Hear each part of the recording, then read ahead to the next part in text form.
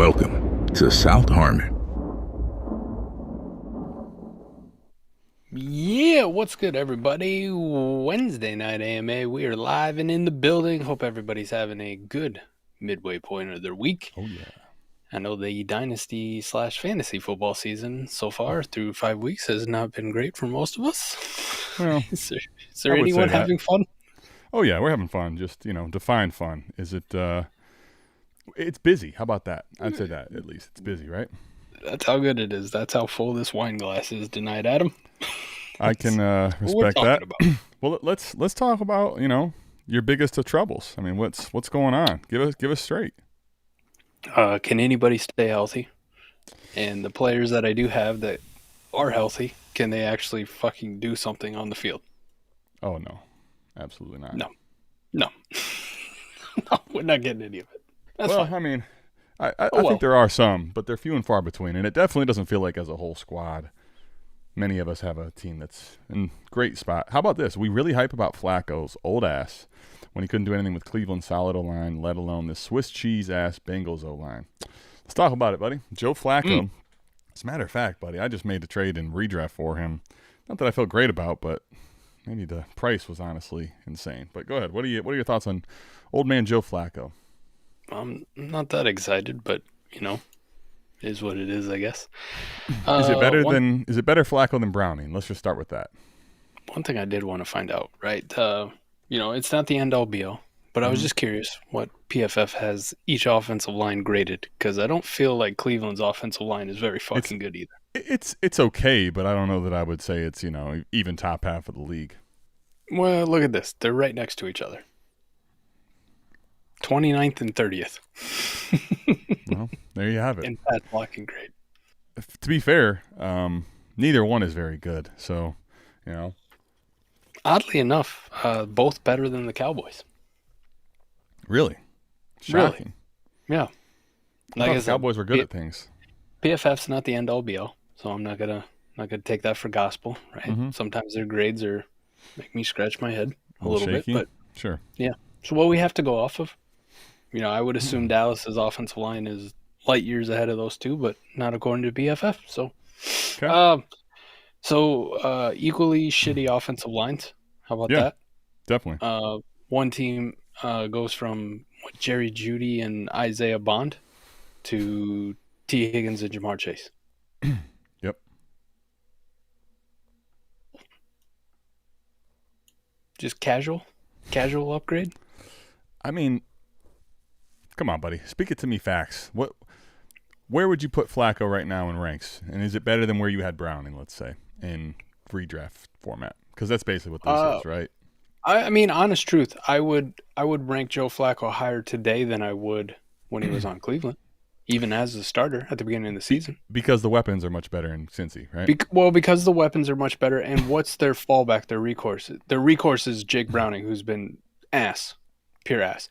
We knew with Cleveland announcing him as a starter, though, drafting Dylan Gabriel and Shedeur Sanders, right? They were going to get run at some point. Like, he was going to get benched for those quarterbacks at some point during the season. We just didn't know when that was going to come, whether that was going to be early, which it ended up being, or if it's going to be mid-season, or if it was going to be towards the end of the season. But his time had a expiration on it. It did, because they're going to need to see what the young guys have to make a decision on them.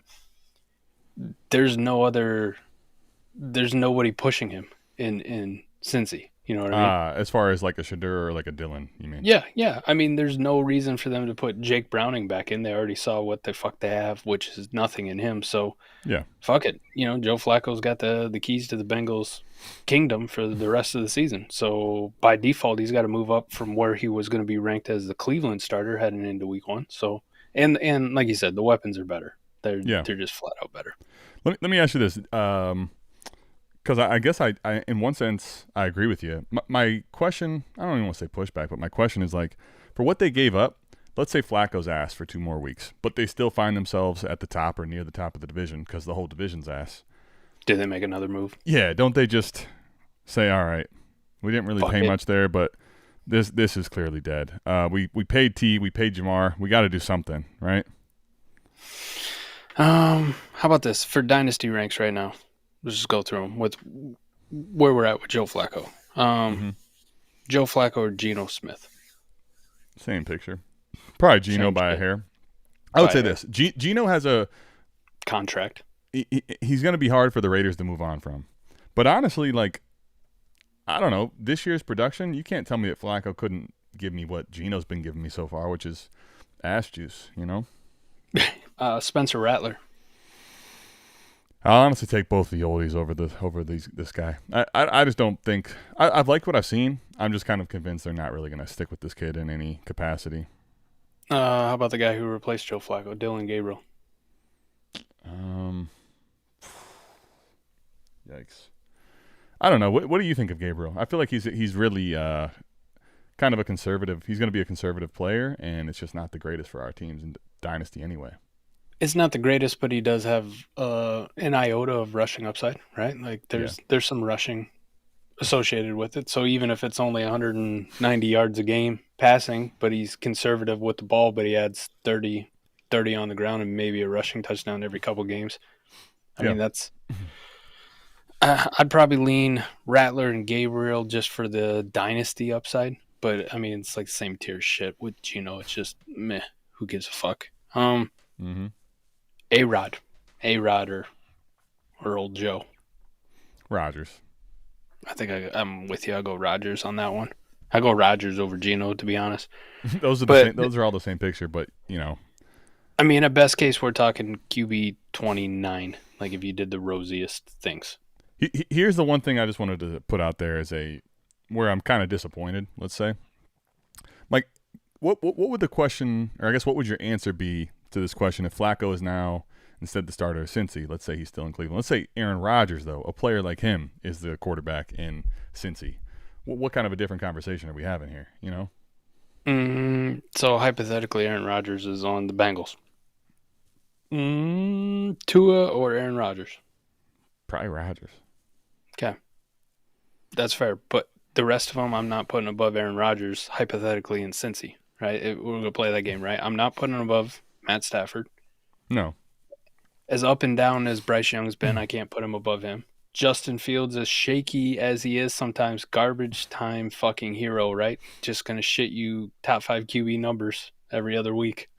This is what it's going to go. I wouldn't put him ahead of Fields either. Mike, I'll be honest, like with Bryce, I get it if you put Bryce ahead, but for me, it's kind of like the point of, hey, diminishing returns.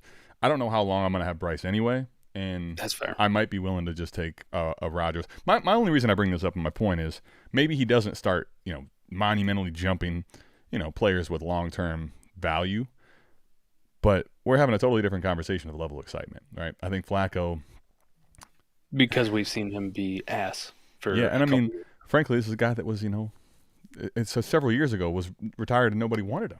I mean, right. So I don't know. Had one great, 2 years ago end of season run with the Cleveland Browns. I mean, I think he potentially could be an upgrade, but that's just not saying much, and that's a low bar, right, with Jake Browning so far. Yeah, that's fair. Yeah, I'm not super excited about it. What a would you rather on Dart? Wow. Like Jackson Dart versus easily Dart, no? In relation to Joe Flacco, I'm hoping DB just means like, would you rather, and I start listing off other quarterbacks for Jackson Dart. Like, I hope that's the fucking question. Oh, I see. No, that actually okay. Now I'm behind this a little more. I was like, wait a second here. All right, he's wanting and that makes me feel better about a lot of things. Not much, but a lot. All right, so would you rather on Dart? Let's go ahead. I'm gonna pull up Keep Trade Cut. We'll do a little a quick, quote pro on the quarterback position. I got you, now. DB. See, mind meld. Yep. You may be from Canada. It's just, we were talking Flacco, but no, I mean, I was going to say that's crazy. All right, so Jackson Dart right now. Would you rather Jackson Dart or Michael Penix Jr.? Penix. Ooh, we're starting spicy. Wow. Penix. Interesting. You want to give people why you take Penix over Dart? I love Penix's situation, and I do love his talent. And outside of one absolutely atrocious game with Carolina, Michael Penix has been pretty fucking solid. Okay. Let's keep going then. JJ McCarthy or Jackson Dart? JJ. Wow. Still believe. I haven't left. All right, I'm not one of those who's going to tout J.J. McCarthy to you all off season. Actually, for the better part of a calendar year now, I've been touting J.J. McCarthy. I'm not letting the fucking 3 games and Carson Wentz dissuade me. All right, I ain't leaving. Hold on a second. While that is true, see, this is the problem when you argue every quarterback known to man, is that I've also seen every bit of this Jackson Dart thing. So it's, it's a catch-22, so to speak, right? I love Jackson Dart too. I like him, right? Okay. I was the one who put you on to Jackson Dart. All right, don't fucking come at the king. I'm just saying that it's not as simple as I got you. The point you're making. Now let's keep going though. Dak Prescott or Jackson Dart? Dak Prescott, unless you're like rebuilding, you know what I mean? Like you're not in contention, but Dak Prescott's going to shit you fantasy numbers, and that's worth quite a bit, even for one season. Jared Goff or Jackson Dart? Man, my Goff hate's going to come into play here, but kind of the same. Let it out. Let the hate out. It's the same picture as Dak Prescott, really. In reality, it really is. If you're any type of contender, I'd feel much better about Jared Goff being my QB2 than Jackson. Okay. Yeah, but for a rebuilding or a middle of the road team that's not really sure what they want to do, that's an easy pivot. Yep, reset the age curve and the value curve, because Jared Goff, even when he shits 5 touchdown weeks, doesn't rise very much in value. It's just DB coming on here to tell me he told me so. All right, so contender, we want Dak or Goff, you're saying, and on a rebuild, you'd pivot easily to the Dart there. Okay. Yeah, I'll make the pivot. All right, so let's talk 1 for 1 now. Let's have the real king debate.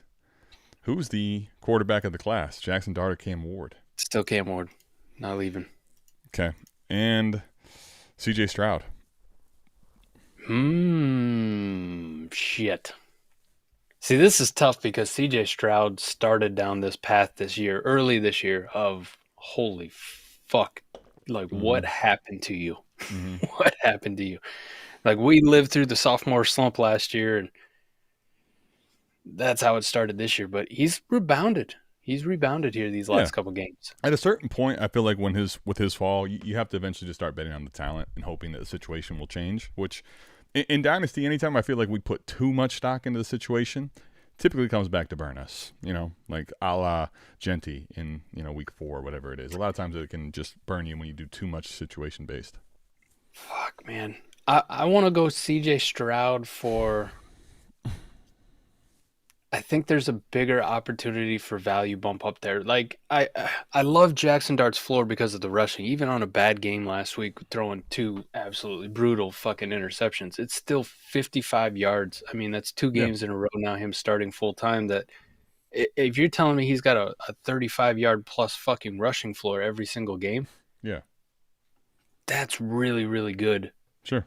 But I think I want to lean Stroud on this one. I think I want to go CJ, because I think if CJ continues to play well, like, his value is going to go even higher than what Jackson Dart's even with the rushing, because Jackson Dart doesn't have fucking Malik Neighbors, and best thing he's got is Wan'Dale Robinson. Like, for this year, his value climb feels capped because I don't envision, a 35-point or a 40-point game, like a ceiling, an explosion. I think CJ Stroud still has that with Houston. Yeah. And actually, it's interesting. That loss to the Saints ends up being kind of brutal, I feel, especially after the Titans win their game. Like, listen, the Browns, there's a lot of teams that could be in the mix, but losing that game to the Saints as a tiebreaker could be really interesting for what their pick ends up being. What Dart has kind of given us at times has looked good. I think the reason I think this is a good question. Like, every player that I mentioned, for the record, Keep Trade Cut has Jackson Dart ahead of all those players right now. God damn, man. I feel like I'm back in one of these situations where, like, I'm in on a guy before everybody else wants to be, and I catch all the fucking flack for it. And then the next thing I do, like, I got all these shares, right? Because nobody wanted to take Jackson Dart 106, I think is like a lot of times where I took him 106, 107, 108. Most people weren't taking him until late first. Unless I was, tired and working all day and doing one of Barry's leagues, and I'm on the clock trying to make a fucking pick at work, and I'm like, Quinshawn Judkins. Fuck. Jackson Dart was available? Son of a bitch. Honestly, listen, that one isn't as bad as you might think. But yeah, not as bad as I once thought. But I feel like I'm ahead of consensus on these guys. And then, like, the next thing I do, I look up when they start playing well, and I'm like, fuck, man. Like, they went way past my expectations that I had for him. Now I feel like I got to sell. The Sam Laporta thing all over again. Like, we looked up and Sam Laporta was Dynasty tight end 1. I was like, what the fuck happened? How'd this come about? Yeah. By the way, Quinshon still, for those trying to keep score on the mic debate here, Quinshon is top 40 in the keep trade cut sphere, where Jackson Dart hasn't quite cracked the top 50. No shit. No. QB 12, what's Quinshon's running back rank? 10. But that was going to be the next point I make, Mike, is that I'll be honest with you, right? The Superflex game is, I think, a name or a discussion to have because, Mike, 14, Purdy is 49. I'm sorry, Jackson Dart's 48. Okay, not quite outside the top 50, but right there. Trayvon Henderson hasn't done shit. When I say that, I mean that, I can say it with my chest. With all due respect. Yeah, but guess what? 45 right now on keep trade cut asset overall. We're doing nothing. This is the Superflex conversation to be had at the moment in the game of Dynasty. We're like back to 2019 all over again. Listen, I'm just reporting the news, as they would say. I'll fully believe it when we get to startup drafts this offseason. You start seeing running backs go 101, like back in the day. Saquon, CMC. Didn't that just happen? Oh, I see. You're saying I was going to say rookie draft. It did just happen. No, I mean fucking startups. You remember those? Patrick Mahomes and Lamar that's one of those, late first. No, but that's one of those, I think, where, listen, so you're telling me you want an elite quarterback first? That's fine. But then the point, I guess, with all these quarterbacks is what is the difference realistically for what someone would pay or draft when you get to, like, quarterback? I guess these are 12 to 20, roughly, somewhere in there, 13 to 20, something like that. They're actually 14 to 22. But I guess, for a high-end quarterback to a the low-end quarterback to, what are they relative to the rest of the field? Because obviously I'm not necessarily saying that. I don't think anyone is. Let's see what Keep Trade Cut says. For the record, Keep Trade Cut says Josh Allen and Lamar still 1 and 2 overall assets in the game. So, good. Those are I don't think there's anything wrong with that either. All right, that's fair. We haven't completely lost our minds yet. That's not completely, but we're close. It's spooky season. Mike, let me ask you then. Jamar Chase and Puka Nacua are the 1 and 2 in Dynasty. Puka's essentially right on his heels. They're almost equal in value. Where would you go with that conversation right now? Man, I still want to lean Jamar Chase, but this Puka thing, like, at some point we just stop with the bullshit. You know what I mean? We just stop. No first-round draft capital doesn't match up with Chase. It doesn't match up with Jefferson. Sure. I think you follow the production. What he's doing right now is fucking absurd. Absolutely absurd. Yeah. No question. I mean, my only hesitation is, and it's more overblown than anything else between like Puka and Chase, if that's going to be your debate. Like, it's more overblown than anything else. My biggest concern is how the market reacts if, and I mean this in the biggest if, because we've been shocked by this for multiple years, if Matt Stafford decides to hang it up. You know what I mean? Like, who's the next guy because Matt Stafford is a ridiculously talented quarterback, and he has been for a while. And he has a propensity for just fucking feeding his guy. It was Cooper Kupp a couple years ago. Now it's Puka Nacua. If Matt Stafford were to take off and they put some other guy in there, I don't care if it's somebody they drafted, we don't know how they're going to operate that system. We don't know if they're going to be more apt to scramble, if they're going to be more spread the ball around, if they're going to favor deep shots instead of these, closer targets, right, and be that consistent. And I say it's overblown because Joe Burrow's the quarterback for Jamar Chase, but Joe Burrow, like every other fucking year, isn't he missing time? Like, how many fucking years do we got to deal with this where it's Jake Browning or now it's Joe Flacco or it's somebody taking a majority of the snaps at quarterback for the Bengals because Joe Burrow can't stay healthy? You know what's really crazy as I'm listening to you here? What an awful time for this Malik Neighbors injury, because every piece of what I argued basically why he should have been one is because, one, we don't know what his quarterback situation is going to be in the future. We just know what it has been in the past, and that's shit, and he's been able to survive that. With Chase and Jefferson, it's basically been like, hey, when they have good quarterback play, sure, they can go to the moon, right? But we haven't been convinced or seen that that's the case all the time. Jamar Chase this year is solid. He's not anywhere near where Puka is. And Jefferson, I think, is the really big one that's interesting because Jefferson was kind of viewed by a lot as quarterback proof. Now, I still think he kind of is, but you just see that the ceiling's not as high this year as it once was. And that has really opened the door for, obviously, Puka, who's – I don't want to put any shade or disrespect to Puka. He's been balling out of control. The targets are really insane when you start looking at it, right? But we know Stafford can support elite seasons. Puka's a dog. There's no doubt about it. He should be in the conversation. I personally have no problem if you want to trade straight up Chase or you want to trade Jefferson.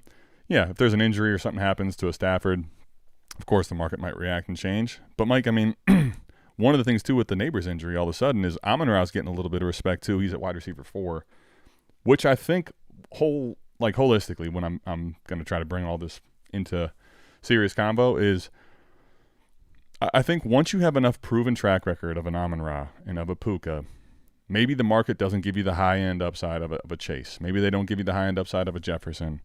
And maybe the downside is a little bit, scarier because of an injury or something was to happen. But at the end of the day, you're kind of picking hairs, right? We're just picking hairs, and there's not really much of a difference. As like diminished or as put down, and we think about Amon-Ra, he's never left scoring-wise. He's really never left top, 15, 20.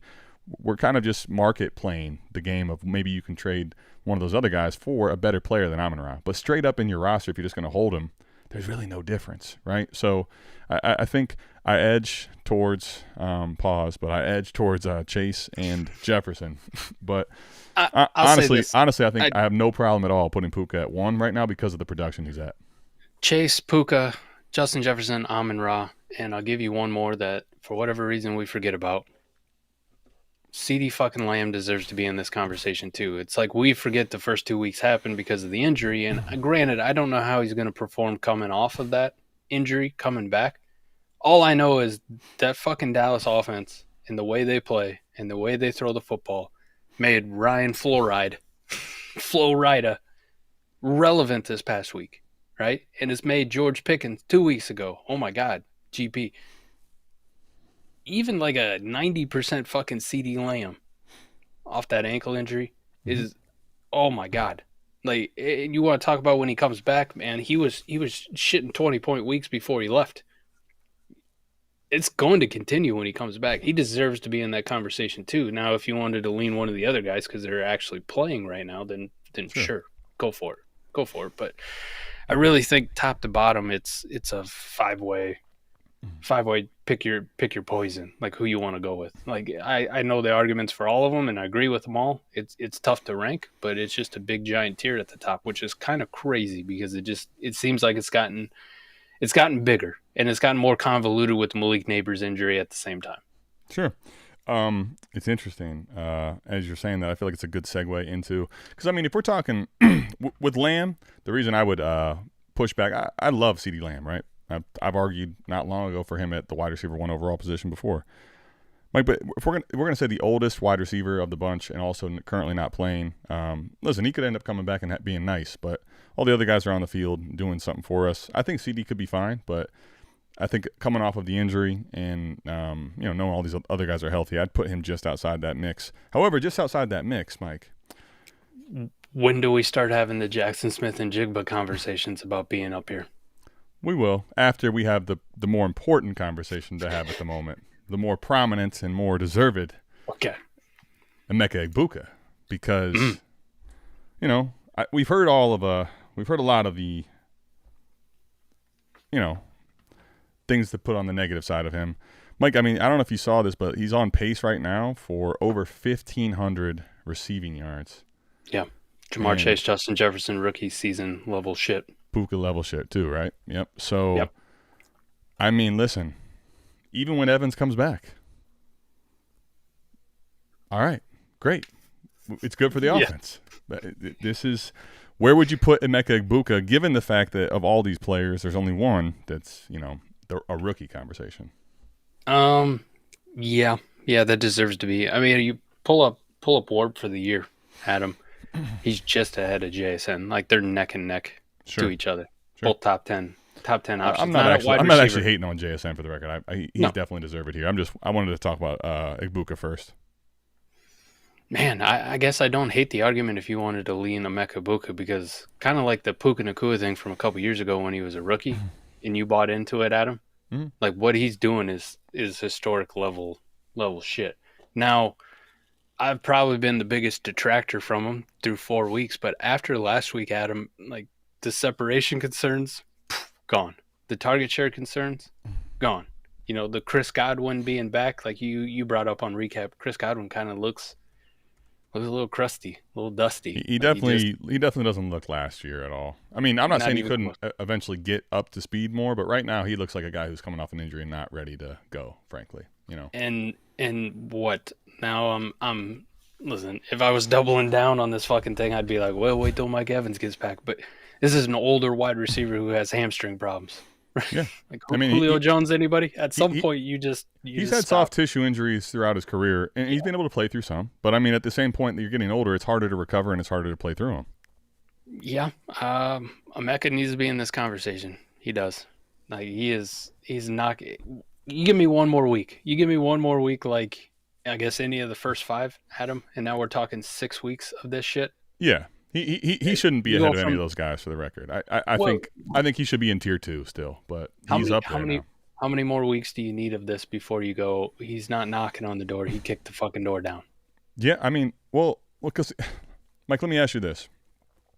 To me, I think partly baked in is if you've been watching and looking through it, his target share is up there, right? He looks like the alpha in the offense. And, Mike, he's made big-time plays in big-time moments kind of constantly. Obviously, you can go back to the first game and think of the game winner, but like, it's not like it's fluky stats in these games where they're coming back. Like the guy's playing and showing as a rookie, true rookie, in an offense that's kind of up tempo, playing pretty well overall, scoring points, and dwarfing, the other guys on the offense, which we've seen be really great. So I think, like, as far as if he has another week, I think it probably helps, but I just don't know how much it really does at this point, other than maybe solidify it slightly. I think for the most part, I mean, you're looking at Mike across the NFL at the moment, right? He's 14th in targets. You look at route participation, he's number 9. He's basically running all the time. His air yards, number 6, number 2 in deep targets. Like, this guy is getting expected fantasy points per game. Think about this as a rookie, guys.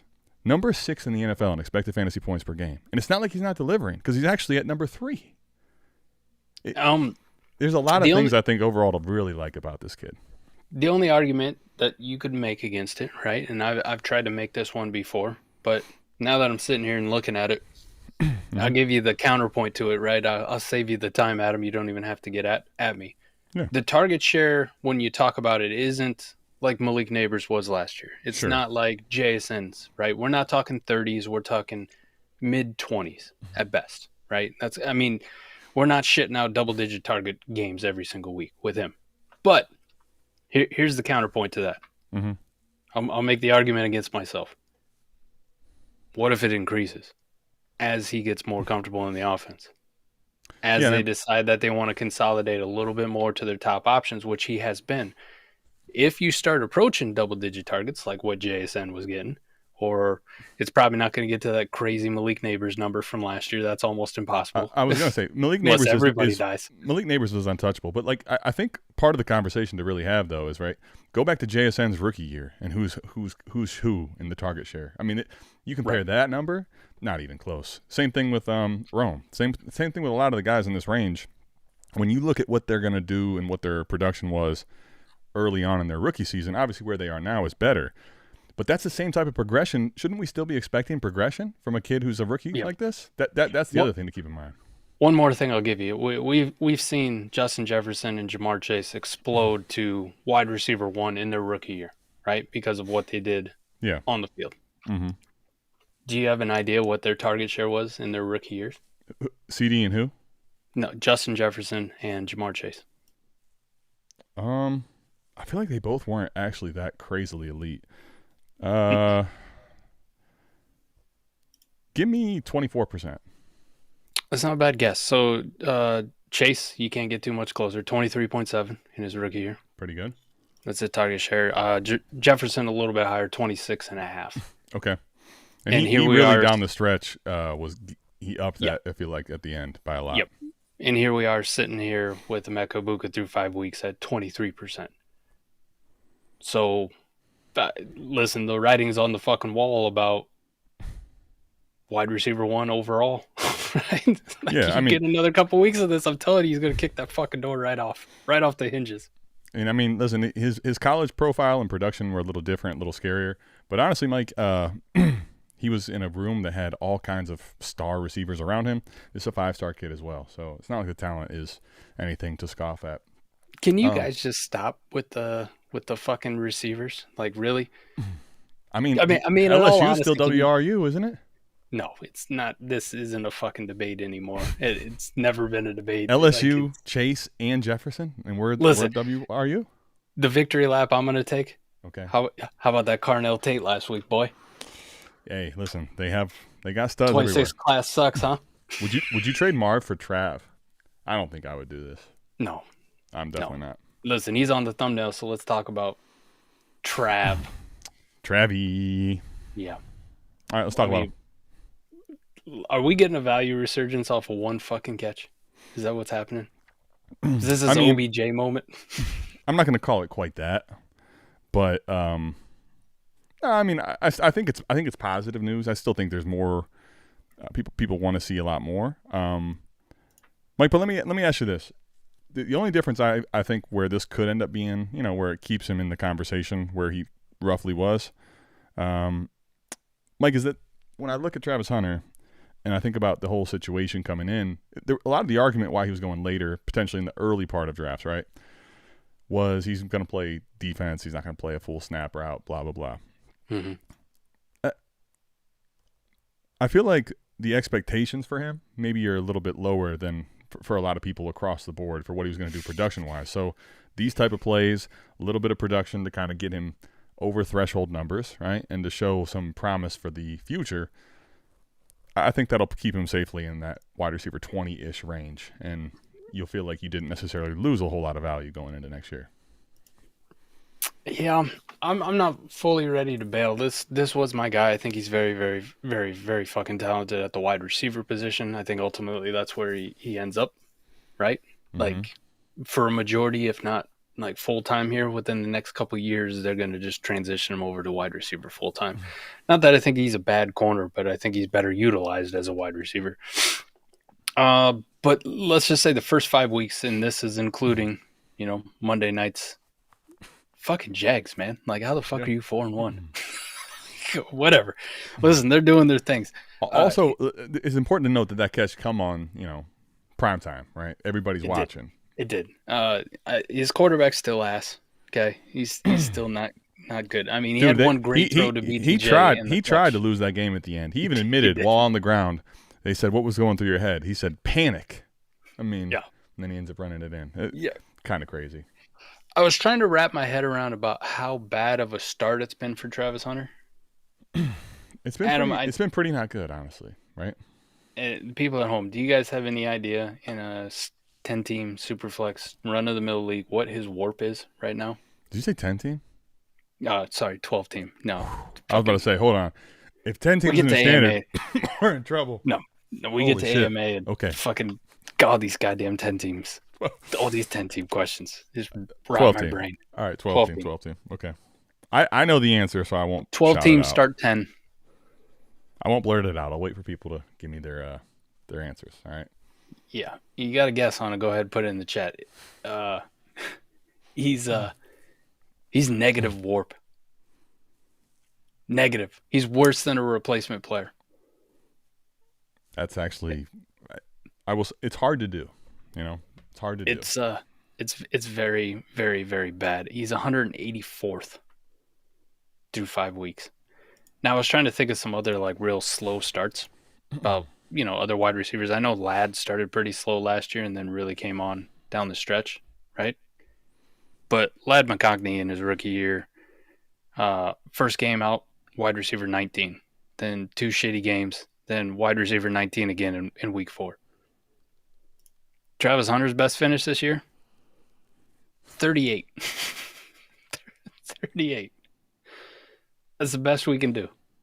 38 at him, which will get you to negative fucking warp. Like, you can't even beat a replacement level wide receiver. Yikes. On your best game. Not good. 1 out of 5 games. Not good. It doesn't get any better, too, when you start looking at some of the advanced data on it. His ADOT's in the shitter, 74th. Right? These usage, the way they use him in that offense frustrates the living fuck out of me. Maybe they'll change it. Maybe this last week was a sign, hey, we're going to use him downfield. I don't know. You hope so. What up, DC? Motion rate, which is interesting. Like a guy who's just out there all the time, playing in the slot, right? Like his slot snap rate is really good. He's got 128 slot snaps, 10th in the league. Yeah. But Liam Cohen never puts him in motion ever. 74th. Like, we're not trying to get him on the move and get him matched up against the linebacker. No. Say what you want about Cohen if you like him and think he's a good offensive mind. I'm not going to argue that he isn't, but I will say that the thing is, it's not just T-Law. It's kind of like the offense, right? Like this offense, I think right now people are worried with BTJ. It can even support him, right? Let alone can it support another receiver? So it's kind of like we don't necessarily know if we should believe that Travis Hunter, right now we shouldn't, is going to take over the wide receiver 1 role on the offense, right? And is this current situation one that can even sustain a really good wide receiver 1 period? So I think there's a little bit of convolution to all of it when you think about that, right? Like, if you told me BTJ was smashing and Travis is starting to come along and you could see the writing on the wall potentially for it being a 1A, 1B and the offense really good, fine. But this offense is struggling to support anybody relevant, right? I mean, it really is. He has 2 red zone targets total on the year. 2. And I'm pretty sure I watched both of them. It was in like week 2. Yeah, you remember when T-Law like overthrew him in the end? I'm pretty sure it was that one. And in the same fucking game, he had another one, and that's the only thing we've seen. That's hard to believe. Wow. Yeah. You normally get red zone targets just because you're out there, you know? Catchable target rate, speaking to the quarterback, pretty in the bad. Shitter, 30th, yes. So he's not going in motion. They're not using him downfield. His quarterback's terrible. They don't use him in the red zone. He's out there quite a bit, which is nice, but his target share is 14.7% in an offense that just has, Brian Thomas Jr. and himself, really. And Dami Brown is better than him in warp. Parker Washington is better than him in warp. Like, these are the fucking guys that they're choosing to throw the ball to. It's making me shit my pants on the Travis Hunter thing. Chandler, while I will say that your comment here does bear some truth, right? We're all looking for some Strange this week. Well, here's the thing, Mike. If we have to talk about, okay, now that Brenton Strange is off of the field and that's going to open things up, we're not talking about elite assets in fucking Dynasty, period. I mean, we're just not, right? So while this could be a true statement, I pray that it isn't. I pray that that's Did they go out and they give Johnny Munt, 9 targets this week just because. Just fuck it. Johnny Munt time, baby. Oh, buddy. I guess there's some good takeaways. Like his target separation when he is targeted is top 12 in the league. Like, doesn't that mean though when he gets basically what that means also inherently is that when he gets thrown the football, motherfucker's wide open. It does because if you look at his target separation versus man, 52 in the league. First read target share versus man, 87th. That's another thing. That's a Cohen thing. Like, why? I don't know what the fuck's going on. Drafted him 2. You guys drafted him 2. I say all that to be. It was a nice catch. You like to see it downfield, but let's not forget it was 1 of 3 catches total and 3 total targets. As much shit as they wanted to talk about how his usage was going to be much different this week, it was a lot of the same shit that we'd already seen. But minus just one highlight reel. Let me give you one more possible, just to kind of make it a little messier is, Mike, we're talking about right now a team that's 4-1. So it's not like, we could be looking at situation. This is winning football right now for them too, right? Like, it is. Yes. They just beat the Chiefs. But it's winning. It's gross. Situationally, we don't necessarily know that anything's going to change soon at all. I see Hillbillies put it T-Law doing his best Hurts impersonation. It feels like they're winning games a lot like how the Eagles have gotten to the point of being 4-1 as well. Like, it's not fucking pretty at all, but they just win. Which, nobody's eating on the offense. Speaking of pretty, listen, we got I said we would do the giveaway or the drawing earlier. because I wanted to make sure everyone was here. Some people are saying, listen, I'm not here this late. So it's spooky season, Mike. In shittiest shorts for Halloween, right? Mike's got a pair of these bad boys. These are on deck. So we've got the wheel ready to go. And, Mike, if you win and you want to press your luck, shattered backboards ready to go if you win. All right. And depending on what size you need, it's either the high tops or the low tops. Exactly. So Mike is on it, and we are ready to go. Mike, you ready to see what we got here? Yeah, big money, no whammies. Boom, big money in those whammies. Chandler, I love the comment, but I think for the sake, we'll get the strange off for a moment here. All right, buddy. You ready? So everybody we have on here is put themselves in for the drawing on the merch channel. Make sure if you want to be a part of these in the future, you go check out patreon.com/South Harmon. Although, hey, listen, it's just not. Doesn't work on this screen, buddy. I will say it's working its way up, okay? It's trying its best. Loading.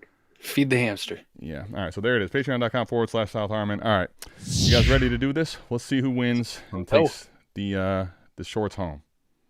Dude, that shit logo in the middle, he looked freaked out. Oh, listen. Speaking of freaked out, wait till the 26th. Make sure you put that date on your calendar. That's when the Halloween.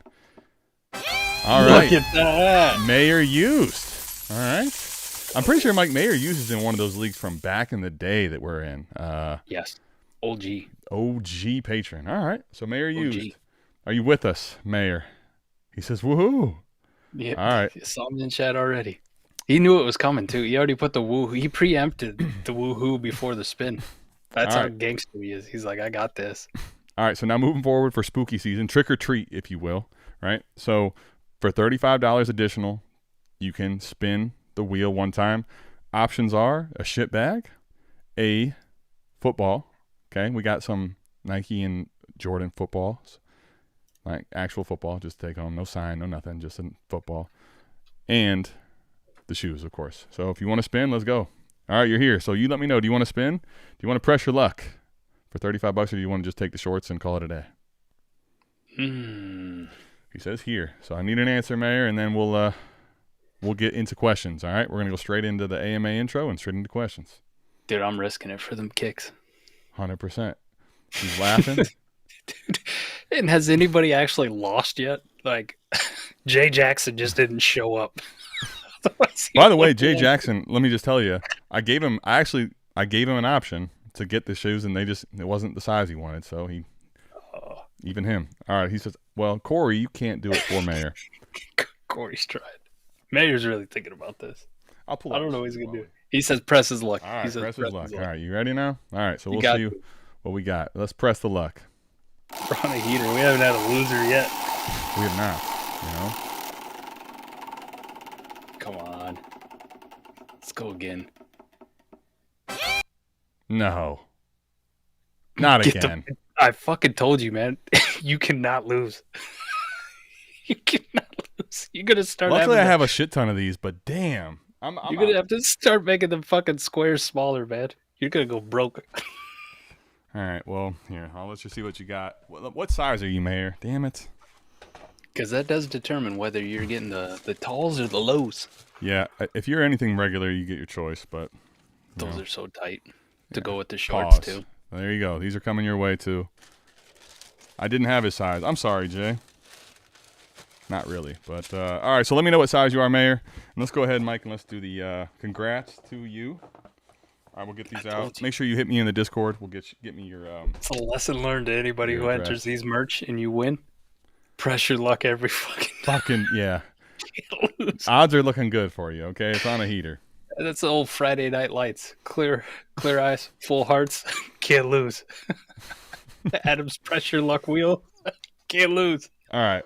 While I go contemplate my life, we're going to hit an AMA intro, Fizzle Dollars, all right? And get back to the questions, all right? Welcome to South Harmon. Welcome to South Harmon. Hey, welcome to South Harmon. We glad you here today. Another AMA. Ask me anything. Super chat is cool if you want to pay to play. Like and subscribe, that's what we really appreciate. Let me introduce introduce you to the tear down king. Mike McNutted, ask your questions, he'll answer anything. ATM, you know I don't put them graphics on the screen. Glad you tapped in now, stay tapped in for the team. Hey, everything is posted. Go follow the socials. South Harmon FF tag us if we get noticed. Welcome to South Harmon, we glad you here today. Welcome to South Harmon, we glad you here today. Another AMA. Welcome to South Harmon, we glad you here today. It's fucking incredible, man. I can't believe it. I called that shit. Are those like special shoes or something? Well, it's kind of like considered a trophy fish. I don't know. They're actually, so the shattered backboards are after Jordan's first season, still wearing the ones, goes overseas to Italy, has a game over there, and dunks and breaks the backboard. This is kind of how you know when the GOAT conversation. This is no social media, no nothing. The dunk heard around the world in 1985. So they're kind of like a big deal, like a trophy fish, you know. I know I'm gray, right? I know I'm gray, but I wasn't even born then when he did that. Neither was I. And I know about it. I was -1. Speaking of negative warp and -1, yeah. So I was Travis Hunter. Negative. But yeah, it matches the Halloween theme. Make sure you put on your calendar. The 26th is going to be the recap, Halloween style. If you don't want a little bit over the top graphics, craziness, leaning into the wildness of the content creator life, Mike and myself, I wouldn't advise being there. But if you're into crazy stuff, that's what that's going to be. And a lot of the gear for this month will be kind of with the Halloween theme, Insidious. Now, let's get to questions, Mike. We got questions left and right, and we'll start at the top and work our way down. Jake, inbox offer. Get Barkley, give a 26 late first, an early 2, and an early 3. A late first, an early 2, and an early 3 in 26. Are you in? I want to be.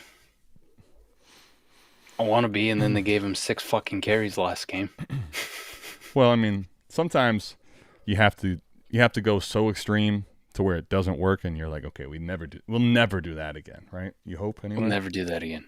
Fortunately, for those of you who subscribe to the podcast feed or are a member of the Patreon, either way, we prefer both, but we'll take either one.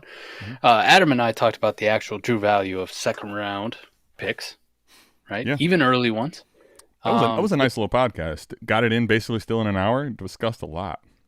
With that being in mind, fresh off our minds from doing the podcast, Adam, I would say that as much concerns as I have for Saquon Barkley, I think I would do this if I'm a contender, which does look like he, CMC, Herbert. Mike, I'm definitely doing this on this team, and I'll tell you Egbuka, why. Yeah, I'll tell you why. You have a very good team that has a lot of ability to be better with a Barkley. But here's the big thing, Mike. Right now you have Neighbors, which to me is the value insulation and the value in draft picks essentially that I can move on from in a must-need scenario, or just later on I can kind of pencil in as a movable asset that I think will move for a lot in a 12-team start 10. So I think I'm just doing this and kind of knowing Neighbors is my fallback plan to move a big piece if, I get into a little bit of hairy trouble situation. Yeah, I think I would do that, especially because of the Neighbors thing, like you said. And fuck, man, we did get a trade while we were on air. Your Browns made a trade. Another one? Yeah. They're busy. What the hell? Yeah. What happened? Another trade. Newsome for Campbell from the Jags. Tyson Campbell. Corner for corner. Interesting. That is so weird. What a weird trade. For both of them. The fuck is that about? So does that mean that the Jags, who are obviously trying to contend, right, being 4-1 off a heater, they value Greg Newsome as a better corner than Tyson Campbell? I mean, well, let me ask you this: do you? I don't know enough to speak on it, right? They're the same. They're the same age. Yeah. It doesn't. I don't, bro. They're literally drafted in the same class. Like I genuinely don't understand this one. I guess technically the Jags got the better pick because there's a 6th and a 7th involved. Swap. 26-6 to the Jags, a 26-7 to the Browns. Wow. Interesting. Odd. What the fuck is going on in Berea? I have no. Okay. Deep Sea comes in though for 20. He says, "Listen, what up, Deep Sea? What up? I want to hear Mike's perspective on my trade for JT, since Adam only reviewed it from his side and looked at his team in the lab." Oh, I'm sorry, Deep Sea. But, Mike, here's your super chat. I'm a top contender and lost Mixon, Najee, and Eckler and needed another running back hammer. All right. So, Mike, do you know what the trade is? I can pull it up for you. Nope, but I'll pull that fucker up on the lab. There you go. I'll have everything I need. You pull up his team, and I'll get the actual trade here for you and put it on screen. For $20, listen, we'll accommodate you, okay? Did he make it with you? Oh, yeah. This was with me. It's a few weeks back, maybe. Couple weeks back. That's what the lab's for. I can pull this fucker up. Yeah. All right, so he got Jonathan Taylor, and he sent away Quinshawn, a first, a third, and a third. Mm-hmm. There you go. And this was in the cook-up. Yep. Fuck yeah. Now let me go look at the cook-up. Couple thirds and a first. Mm-hmm. This is like a live trade show. Love it. I mean, I did it on the trade show, but he has a point. I probably talked about it more from my side since I was on the trade, as we typically do. But that was the week you were out of town, so it was Fizz and I that did the review here. Is this a best ball league? Sure is. It's cook up. You're in basically the same league, not quite as juiced running back scoring, but similar. All right. So first and 2/3, he got Jonathan Taylor and Quinshawn. Holy fuck. He got Jonathan Taylor. I got Quinshawn a first and a couple thirds, right? Ooh, right off the rip, I'm leaning Quinshawn in the first. Not that I give a shit about thirds. Look at that. Fuck so you, bud. We'll pull this. You're good at this guy right up, This guy right here. All right. There it is. Best ball principles here. I want all the assets. Okay. Not that Jonathan Taylor and Quinshawn are comparable, especially because if it's anything similar to what Fizz made, like you said, it's not as juiced for the running backs. I know how juiced that is, but I can only imagine. As good as Jonathan Taylor is, best ball principles, I want the multiple assets almost always.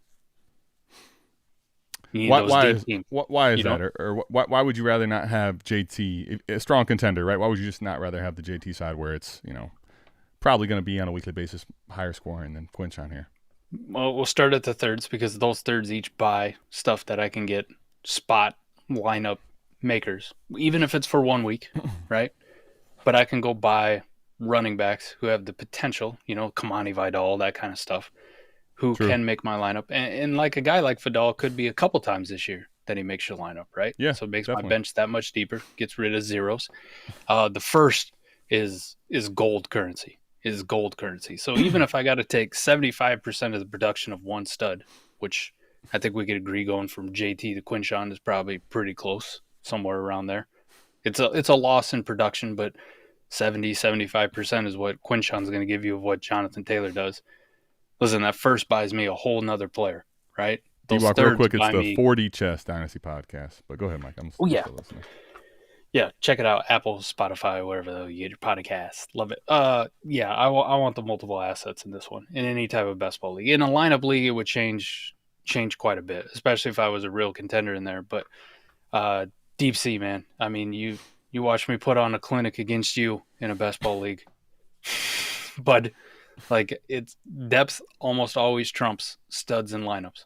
He wants you to pull up his team on the lab. So could you just read off his team or go over it a little bit here? Yeah, for sure. He's got Lamar, CMC, Jonathan Taylor now, T. Higgins, Christian Kirk, Trey Tucker, Darius Slayton, which in this format, with the way Fizz probably set it up, I imagine the warp on the wide receivers isn't that great. Jonnu Smith, David Montgomery, Ramondre, Zach Ertz, Baker, Bo Nix. So his quarterbacks are great. His running backs are great. His wide receivers leave quite a bit to be desired. Tight ends, not that great. Running back depth with Monty, Ramondre, no Joe Mixon, right, out for the series. You got Kamani Vidal on the bench. Wide receiver depth is Bateman, Pierce, Josh Palmer, Hopkins. Fine best ball guys. Tight ends, Evan Ingram, Mike Gesicki. No 26 first. Still has his 26 second and then all of his 27 picks. So for a best ball team, your bench depth is shit. It's shit. It's probably because a lot of your starters right now are not that great to begin with. You know what I mean? Outside of the running backs. So let me pull up the warp on this one too, Adam, while I'm fucking looking at it, just to really get an idea of how juiced the running backs are relative to the wide receivers. I got no problem with the wide receiver room looking like that in a lot of these leagues, right? If the warp isn't there, then just fucking give me 8 dudes who are like on a 3 deep, right? Like who are going to be on the field. But yeah, I'm going to lean. I'm definitely leaning your side. Run it. So while the warp's running, yeah, those are my thoughts, man. I'm always fucking going. The running back scoring is really fucking good. Really good. Not like the Vibes League, though. Fizz made that shit ridiculous. Come on, give me the recommended. So let me ask you this. I'm thinking about this trade here again still. Oh, actually, let's finish this, and then we'll go back to that. I'm going to keep typing up some stuff on. I'm trying to figure out this trade as well. So the multi-year warp favors elite running backs, elite quarterbacks, wide receivers, tight ends don't really fucking matter in this league. Even like the outside the elite ones are elite, but everybody else just falls into a bucket of shit. Sorry? Tight ends and wide receivers. Oh, yeah. Sorry. Yep. So you obviously, if you want to build a contending roster, make sure you got good quarterbacks, make sure you got good running backs, and just backfill with the rest of it. Your wide receiver depth doesn't scare me as much, and I like your running back room, but the rest of your bench is just, it's gross. It's just really, really gross. One thing I did want to look when we talk about Quinshawn versus JT. So in this league right now, Jonathan Taylor's giving you a 2 warp through 5 games. And Quinshawn is giving you a 1 warp through 4 games. So you're looking at 0.25. What was that warp again? Sorry. 1 warp versus 2 warp. Okay. 5 games versus 4 games on a per game average, 0.52, 0.25. So he's doubling them up right now on a per game basis. Yeah. So a little bit better than 75% for sure. Yeah, that's definitely true. But if you want to look at it from the first round perspective, would a first round pick buy you Travis Etienne right now? Yes. It should. I mean, this league is pretty juiced in running back scoring, so I guess we don't necessarily know that for sure, but I would think it could buy someone in that range, you know. Could it buy you J.K. Dobbins? You would think. Definitely. Could it buy you... Could a first rounder buy you Javonte Williams? Even off a contender?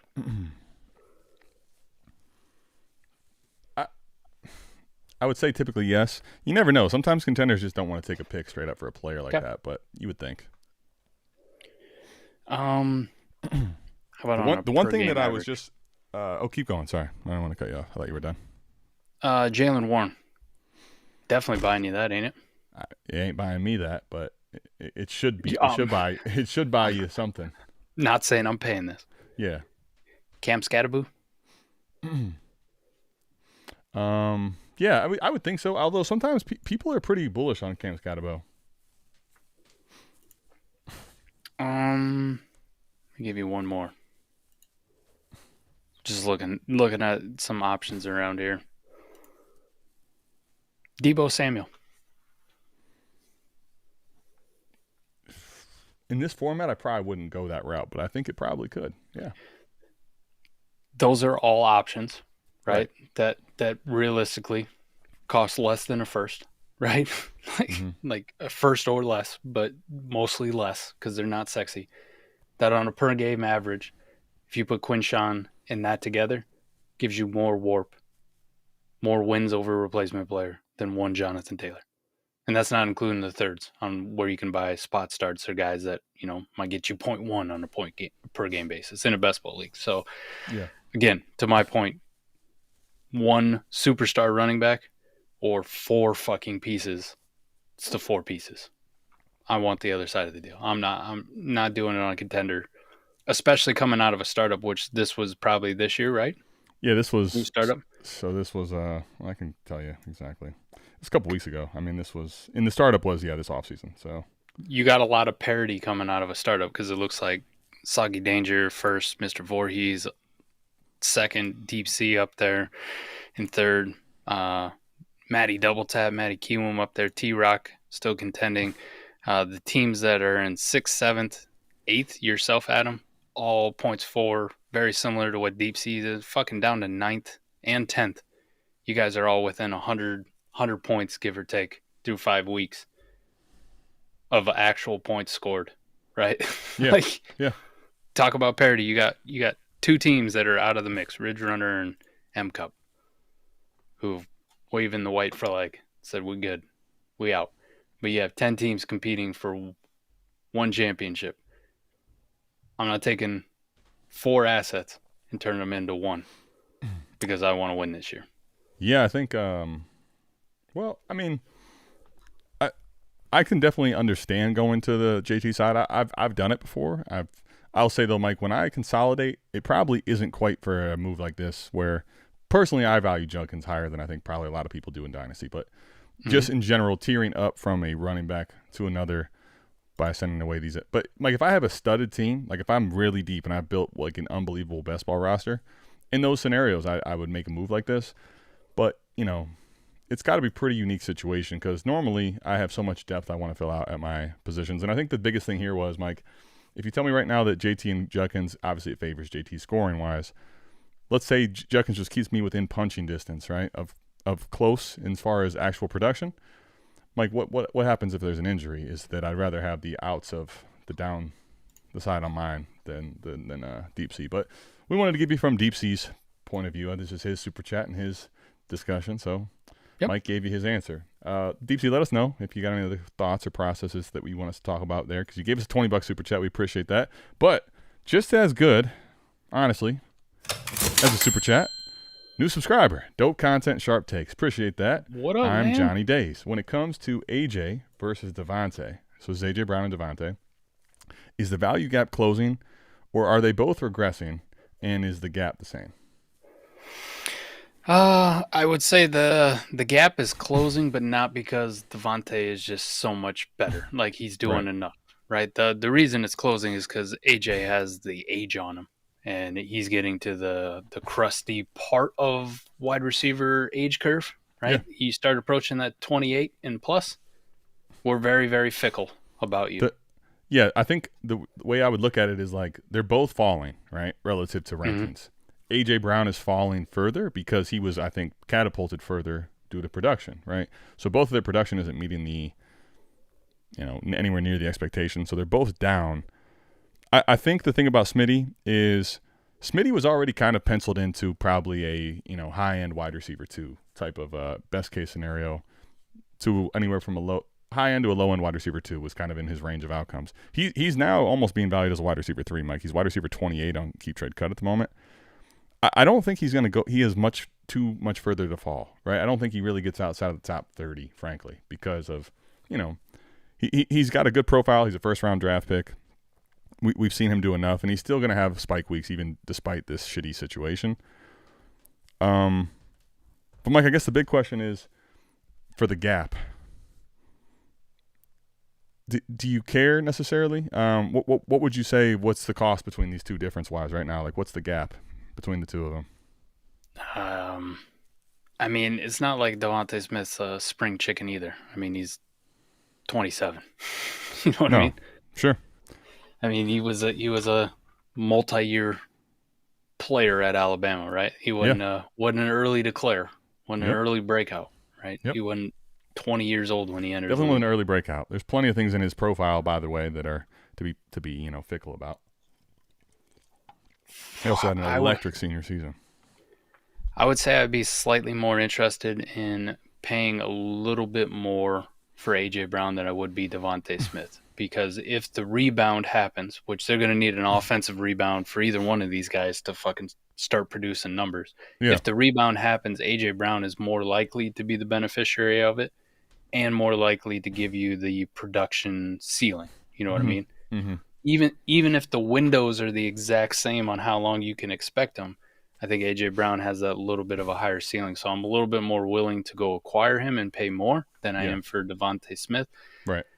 I say value-wise, though, like, I don't think either one of these guys really cost a first at this point. I think they probably both are. Mike, but here's the thing. This is where they're probably both getting to the point that you're making here. No one's letting them go for, less than a first. But people are pretty shitting their pants about paying a first for either one of them, to your point. And I think you're probably right, though. It's like people would let them a second go easily for both these guys, I think. But for a first, it's like, I'd rather just hold on. So if I had to tell you, right, because they both fall within this range. I mean, we're looking at a spread from wide receiver 19 to 29. And if I was going to pay a first, they're going to be one of the last stops on my tour of offers I send out. Yeah. You know what I mean? Sure.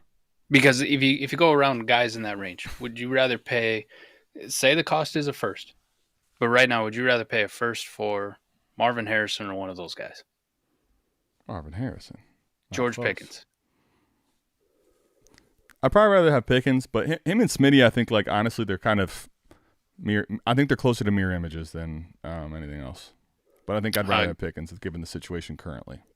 Xavier Worthy. I'd probably take Worthy because I think the upside is clearly on Worthy's side. And so I would still lean that way. I think it'll be really interesting to see what happens when Rashi comes back.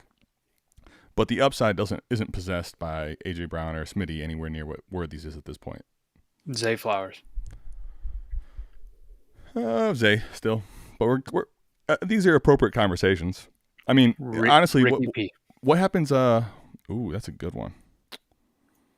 I think I would take both those guys ahead of Ricky P, but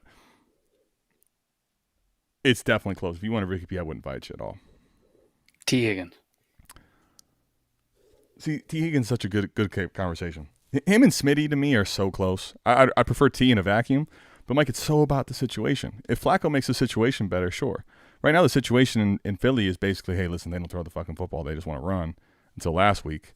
So if you told me that these guys both have mid situations, I think they're the same picture. I'd rather have T with the upside he possesses, but I don't think it's much different, honestly. DK Metcalf. I think I'd take Smitty and A.J. Brown ahead of him. Really? Yeah. Jordan Addison. I would take Addison for the market dynamic, pretty much strictly. I think it's not much different, but I think the market dynamic is leaning in Addison's favor. And then I'll get an off-the-wall one, Matthew Golden. Matthew Golden would be, you're hoping for the big spike, and he could definitely spike past both these guys. I think here, with the situation in Green Bay, I'm more likely to stick with the safety of A.J. Brown or Smitty at the moment.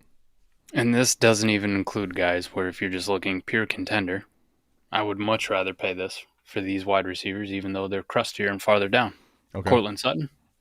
Sure. Yeah, that was going to be the next point that I make is their cost or their value, let's even say that they're appropriate in the 28 to 20. It doesn't make it worth paying up for those guys, realistically, when there's so many options, Cortland Sutton, and keep going with the list, that are going to cost less. I'm with you here. Michael Pittman. There you go. Debo Samuel, cheaper than that. Yep. I mean, I want all those guys before I want A.J. Brown and Devontae Smith. So I think that, yeah, you can make the same case for Waddle.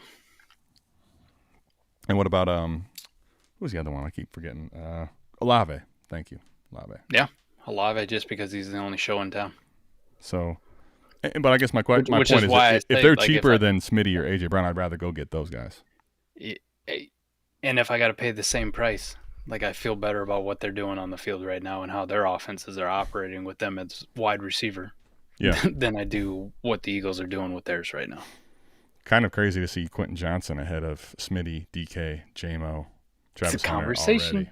No, I mean, listen, it's just when you talk about assets that are up, 122. He's currently the top 5 risers in the last 30 days. He's the highest of all, which is okay. QJ season is here. Only took 3 years.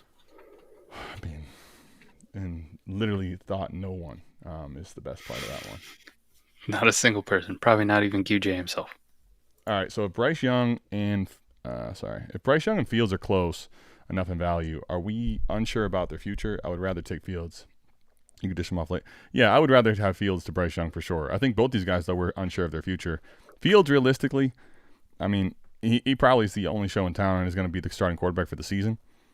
But they're off to a start of it's not going to be Fields after this year if this is anywhere near what it continues, right? But you take the production and run. Yes, you take the production and run because you have more flippability, you have more warp in your lineup, in your baseball team, whatever it is.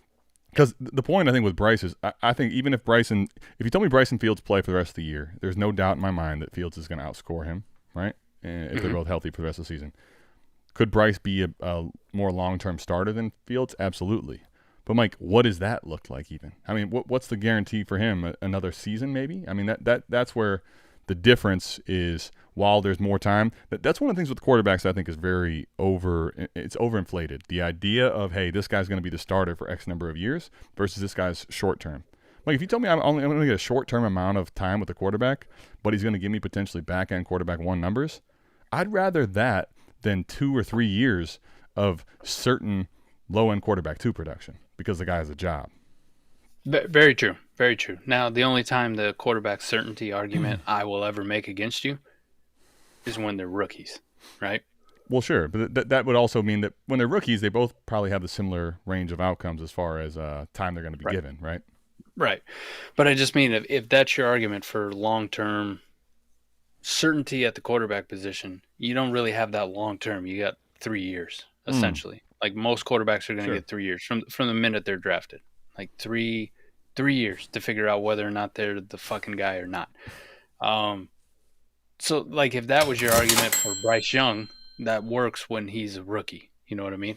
That works for midway through last year, right? It doesn't work in his third year. It doesn't because we're at the end of the timeline, right? We've seen teams just move the fuck on after that. So he's at the end of his rope as far as that long-term starter capability, which puts him in the same category as a one-year rental type quarterback like Justin Fields. So it becomes pretty easy then just to take the production for this year.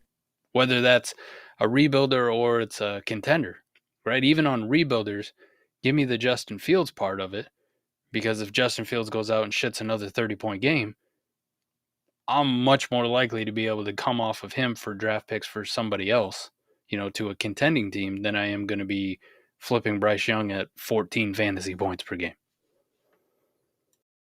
Yeah, I mean, I get that for sure. Mayor Hughes with a big super chat. Come for the analysis and stay for the vibes. Always love you guys. Thank you for all you do for the South Harmon community. Thank you, Mayor, for being here and for taking these shattered backboards off my hands. For risking it, for following the risking advice. It all. Always risk it. Taking the vibe play is always to push your luck, press your luck. Thanks, fellas. You got it, man. All right, let's see. Contending team, Blitz 50. Contending team, 12 team, best ball superflex. Give Burrow for McCarthy and a late 26 first. Where are you at here in best ball? Would you rather McCarthy in a late first at this point or Burrow? Give me McCarthy in the late first and a best ball team on a contending one. I know it sucks and it's gross because you feel like you're coming off Burrow light. Yeah. JJ hasn't done fuck, but again, best ball principles when I'm a contender. I know Joe Burrow's an absolute fucking zero for my team, not scoring points.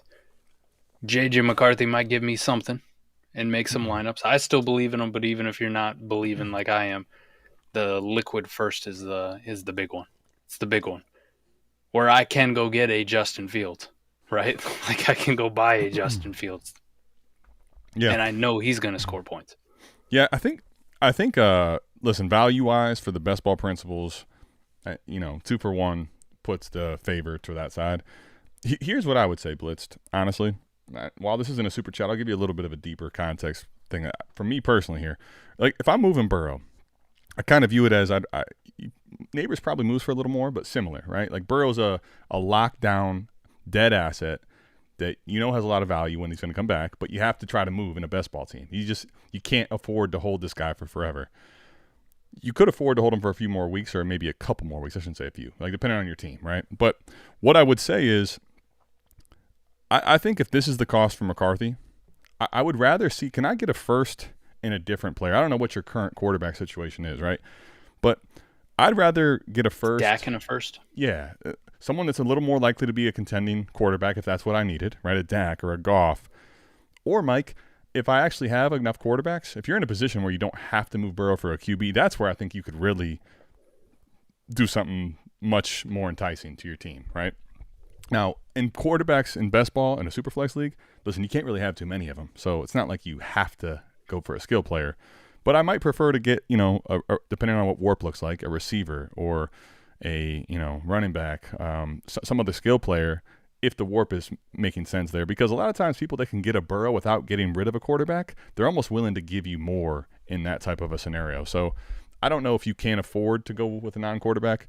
Odds are you probably can't. But I'd shoot for more of a sure production piece or go further down the line. Like, honestly, what if I don't have the safety of a McCarthy? And I don't even know how safe that is, but what if I went down to a Fields or – I mean, can you get more? Like, could I get Stafford, honestly, Mike? Could I get Stafford and 2 first maybe? Something like that. Like, where can I go really crusty and get more of a return? I think what I'm saying is I'd like to lean into this more of the best ball principle as opposed to just getting the 1 first for McCarthy's production. Yeah, and that's very reasonable for you to say. Like, it is, and I agree with it.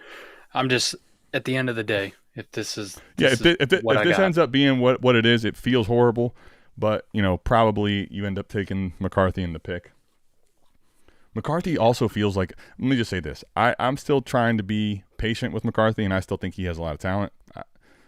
I think he has some talent, let me say that. But I don't, Mike, feel like the problem with him, I feel like I'm really pigeonholing myself in the market. I feel like nobody wants to take on a McCarthy at the moment. So you're kind of waiting to see and hoping that he gives you production.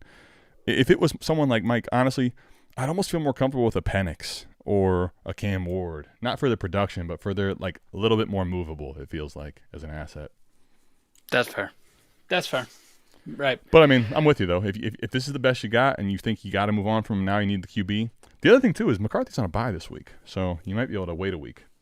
The other thing about McCarthy though, right, on the flip side, and I'm not saying it's going to happen. I want to say it's going to happen. But if he does start to play well and does start to feed Justin Jefferson, the offense starts cooking and he's putting up, 18, 20 points. If you settle for a Stafford, and let's say maybe you don't get 2 first, but you settle for a Stafford and a first and a second. Yeah, something like that. You settle for that. You're never going to get that J.J. McCarthy value, right? Like, Matt Stafford only appeals to the other teams that are actually competing and contending with you, where J.J. McCarthy is appealing to the entirety of your fucking league. Of course, and that's why I'm saying basically, can I get an additional first or 2 seconds, right? Where in best ball, all those assets would pay up. Now, to your point, I'm not doing – if it was Stafford in a late first or McCarthy in a late first, I mean, it's definitely – I'll take McCarthy's side there. But I'm with you. I'm trying to find it. Man, I bet this league's archived. That's why. I just remember a good friend, K-Bach, one of my oldest leagues. Unfortunately, this fucker folded. Shout out to that. Yeah.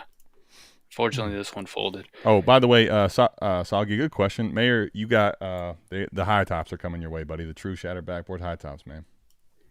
But we had a league, one of the oldest ones, and unfortunately it folded after, I ran the table a couple times and won championships. But I remember drafting Joe Burrow in this league, like 2020, I think it was his rookie year. It's like 2020 is his rookie season, yeah.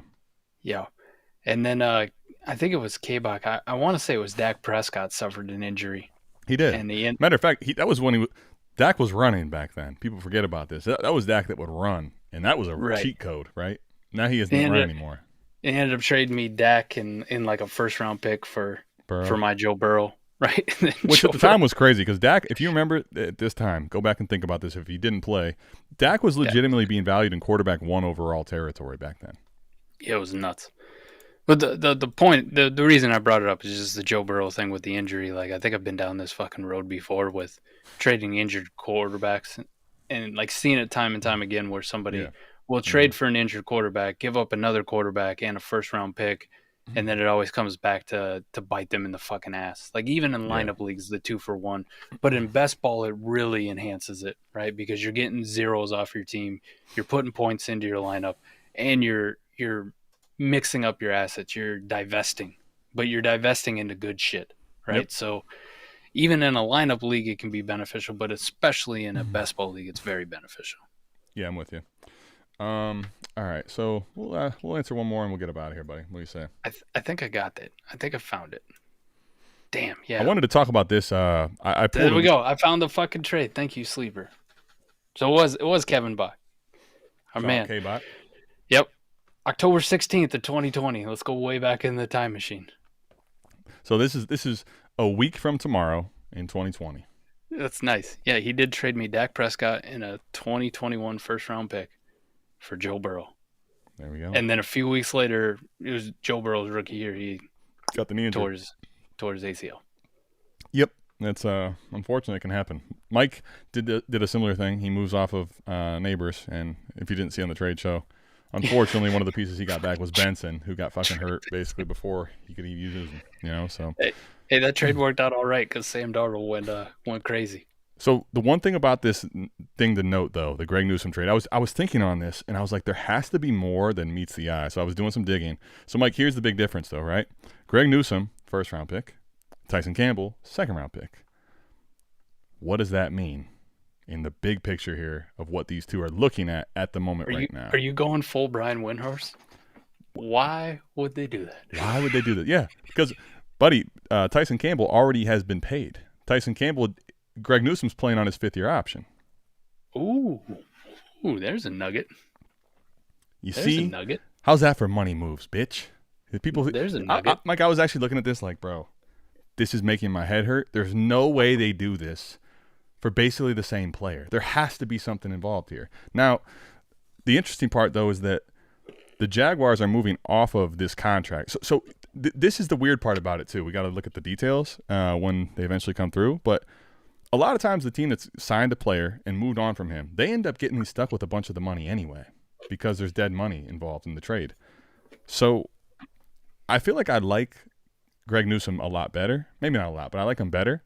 But if you're telling me that Tyson Campbell now is going to be going to the Browns and they're going to not have to even eat the entire salary and they're going to get a discount from what they were going to pay Greg Newsome, I think I could understand why the Browns do it, and it makes more sense from their standpoint.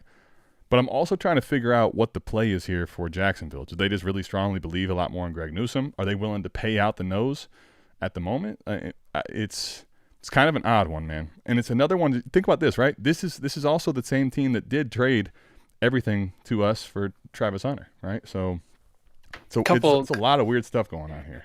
Couple things to note. PFF, for whatever it's worth, got Greg Newsome at 40th on corners. Tyson Campbell at 71st on grade. That's Mike. That sounds right to me. I would view Greg Newsome as a very competent second corner in the league, and Tyson Campbell I view as very not quite that level. Yeah. The one thing I do wonder between the two, I know Tyson Campbell plays almost exclusively on the outside. He's an outside corner. Yep. Greg Newsome has always felt like kind of that he can play outside, but it feels like they use him in the slot a lot more. Greg Newsome, to me, they kind of use him as a jack of all trades, honestly. They don't necessarily use him to shadow, right, because you have Ward. But you can definitely put Newsome in the slot. You can put him outside. I think he's a lot more versatile. I would agree. I think maybe to Jello's not quite point, as versatile. If he's going to end up playing a lot more slot in Jacksonville, does this open up Whose point? Is there a comment? Sorry.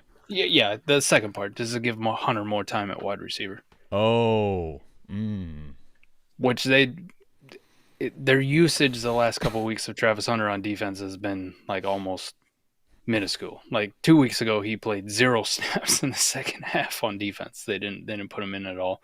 But when he's been in, it seems like he's been playing like that nickel corner kind of role. Mm-hmm.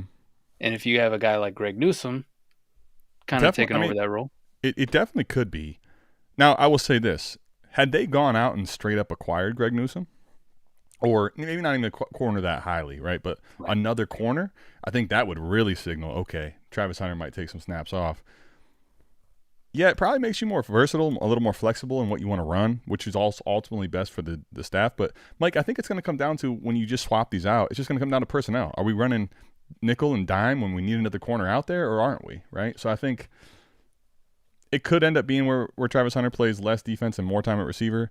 I honestly would lean, though, Mike, that it probably stays pretty similar. I think this is more about – this to me seems a lot more about a preference upgrade at the position and some of the money that's going around with the contract difference.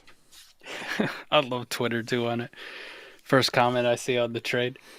It's funny, Browns fans been shitting on Greg Newsome for like 2 years, saying he's trash. Then the Browns trade him away, and now they're crying they lost the better corner. Well, yeah, because you know what's very frustrating as a Browns fan? Let me just tell you this, okay? One of the reasons why I wasn't, even though the compensation made sense for Travis Hunter, you know what I'm very sick of and not in the business of doing anymore as a Browns fan? What we always do, Mike? Let's trade away the better player. Let's trade someone else the better player. Like, you know what you need at some point? The better player, okay? And they gave up the better pick. I mean, it's only a 6. Because you know what we once did, Mike? We once traded the better quarterback for the worst quarterback and also sent a bunch of picks.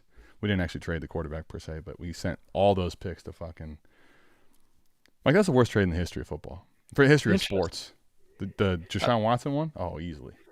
Well, I just mean interesting from the – I mean, we're in week 6, man. We're heading into week 6. You don't see a lot of, like, in-season trades with real notable names. You know what I mean? No one gives a fuck about the Joe Flacco thing, to be honest. I kind of wondered two things I'm really kind of considering if you're Jacksonville, right? So Jacksonville, I'd imagine they're first in the division, right? And they're looking at the playoffs. Mike, I wonder, even though you eat some money now, does this make you does this give you the ability to make a big splash play for some money later towards the deadline, right? Bring something else in. Yeah. When you move off of the money here, number one.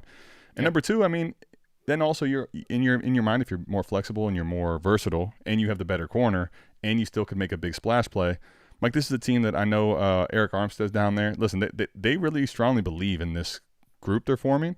Maybe they do spend some money on someone that's, on a bad team at the moment, and this gives them more, salary ability this year to maneuver there. I don't think they're like hard against the cap, but when they did pay T-Law, Mike, it was more than I think people realize, Right. Currently second in the division. Can't forget the Colts are still doing their thing. Oh, shit. Damn. You're not wrong. Colts are still doing their thing. Yeah. What's the tiebreaker in the division? It's record head-to-head, right? Yeah, but they haven't played. So then I think it goes by conference. Conference next, or division record next. Division record, then conference record. Yes, they're both 1-0 in the division. So then you go to the next one. It's conference record. Indianapolis Colts are 4-0 against the AFC, and the Jags are 3-1. Jags lost to the Bengals. Yeah. Somehow. What a fucking bad loss that will end up being down the road, right? Holy shit. Somehow, yeah.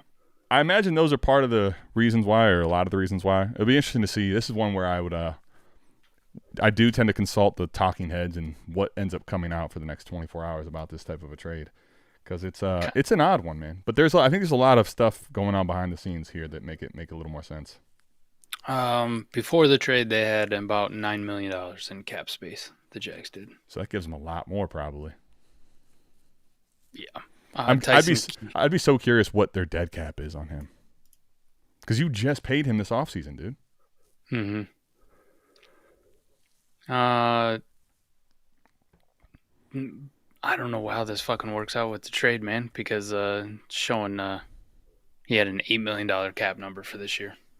Okay. So, like, for example, right? This is where it's really interesting. Now, they can always push years out, and the Browns can take on part of the contract if they want.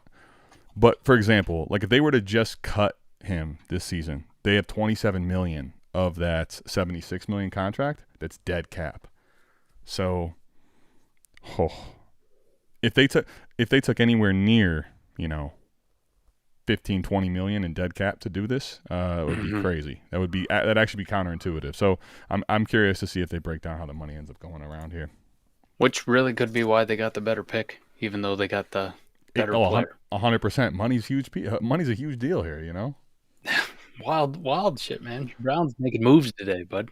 Listen, I feel that this current Browns-Jags trade, we traded that Travis Hunter to them. You could be looking at, sometimes, you see managers in your league have the same type of thing. These guys are always trading. They're trading teams with each other. This could be dangerous, honestly. I thought it was just when Kevin Costner was the GM, from draft day. Sometimes we do believe in miracles. It's not always make-believe, Good Lord, let that infant Jeff Carson fuck this up.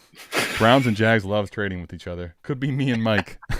Well, to that note, we appreciate everyone being here. It could be. Listen, you got to see this shit that Jake sent me today. Oh, God. I don't know if downright I'm disrespectful and awful. Is it that bad? Come on. Don't make me think less of the man. I love Jake. Jake, I looked at that shit and almost threw my phone across the fucking room at work. That's how bad it was. Listen, I didn't give you the good Jake from fucking training day. I gave you the bad one. This motherfucker wanted to send me Hassan Haskins for 2/3. I'll give you a 5th. I'd struggle for a single third, to be honest with you. I'd maybe 2/3. You son of a bitch. Good offer, though, buddy. I love where your head's at, Jake. Jake, keep it up. Listen, this is a guy that, he knows how it works in real NFL situations. He's going and making a trade with the McNutt. To be fair, I sent it to the entire league. It wasn't just you. So okay. We call this a spam offer. Jake, did it happen? Did you get anything close? Would love to know all these details. He did not. If you could just divulge in the comments, let us know the closest thing you got. Listen, closed mouths don't get fed, though. You got to shoot for the moon, hope to land in the stars. We will be back here, same time, same place, next week for AMA. Hopefully not that many injuries over the course of this week. We're out of here. Peace. Love y'all.